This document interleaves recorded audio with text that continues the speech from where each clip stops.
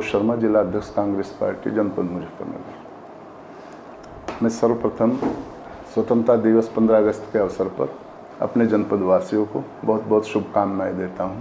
हर वर्ग, हिंदू हो, मुसलमान हो, सिख हो, ईसाई हो, किसी भी वर्ग का आदमी हो, इसे हंसी खुशी से स्वतंत्रता दिवस को मनाए और इस स्वतंत्रता दिवस के अवसर पर हिंदू और मुसलमान सभी के घरों में ईश्वर अल्लाह ताला खुशहाली दे, रहम करे और सब लोग भाईचारे से रहें।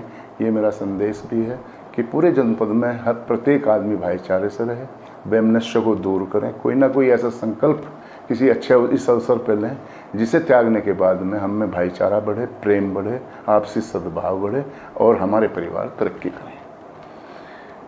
कांग्रेस पार्टी का सही माने तो कहा जाए तो आज़ादी ही कांग्रेस पार्टी ने दिलाई।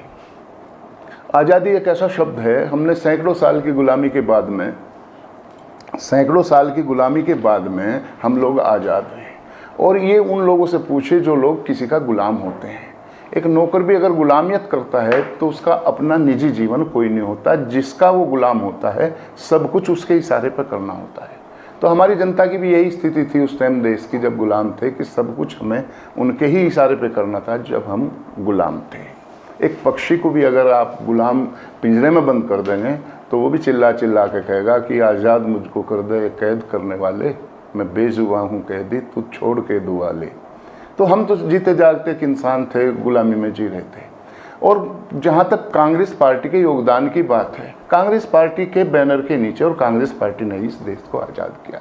जितनी शहादत कांग्रेस पार्टी ने दी, जितने लोग हमारे जेलों में रहे, वो सब एक रिकॉर्डेड चीज़ है और उन्हीं की वजह से हमें आज़ादी मिली। आप कल्पना करके देखिए कि हमारी बहनों के सुहाग उजड़ गए, बहनों के राखी बांधने के लिए कलाई सुनी हो गई। जो हमारी माताएं थी उनका पुत्र विछो हुआ, माँ बाप थे उनके बेटे छिन गए। इस आज़ादी की लड़ाई में बहुत लोगों ने शहादत दी और कुछ लोग तो ऐसे जिनका हम नाम भी नहीं जानते, वो सब लोग उन्हीं की वजह से हमें ये आज़ादी मिली है। जब देश आज़ाद हुआ, पंडित जवाहरलाल नेहरू हमारे प्रथम प्रधानमंत्री बने। कभी कभी कुछ लोग कुछ भी किसी के बारे में, बड़े नेता के बारे में कह देते हैं, लेकिन वो बहुत गलत है, चाहे वो कोई पार्टी हो चाहे कोई व्यक्ति हो। जब देश आज़ाद हुआ तो यहाँ दो तरह की व्यवस्था काम करती थी। एक इस देश में एक पूंजीवादी व्यवस्था थी और एक समाजवादी व्यवस्था थी।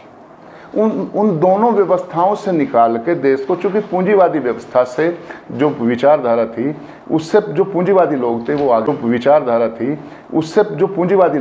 आगे बढ़ते थे, व्यापारी लोग, आम आदमी पिसता था। समाजवादी व्यवस्था में लोग ये सोचते थे कि बड़ों से लूट के छोटों को देकर बराबर कर दिया जाए। इनमें घातक थी दोनों ही व्यवस्था। और उसके बाद पंडित जवाहरलाल नेहरू ने साम्यवादी व्यवस्था दोनों से हटा के एक शुरू की कि जनता का शासन जनता के लिए और जनता के द्वारा।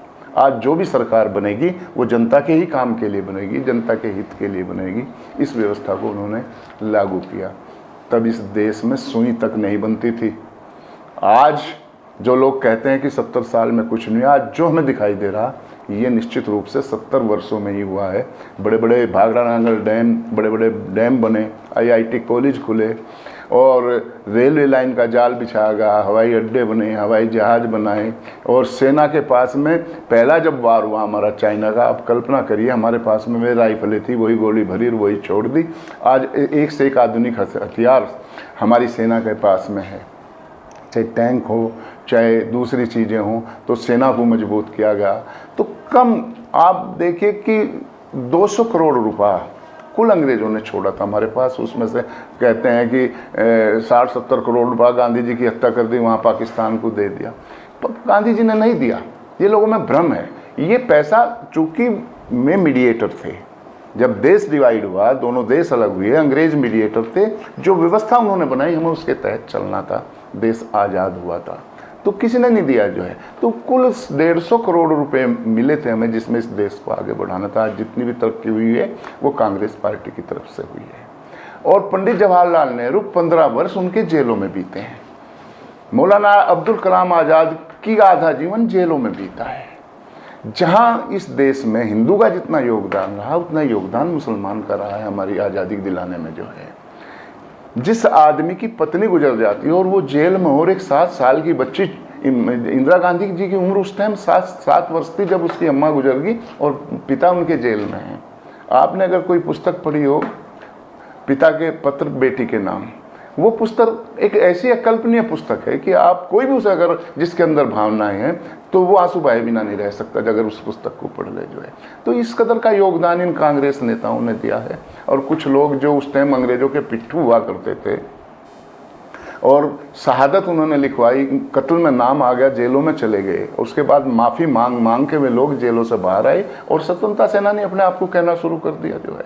तो आज स्थिति इस तरह की है, ऐसे ही लोगों के हाथ में सत्ता आती जा रही है और जनता पीड़ित है।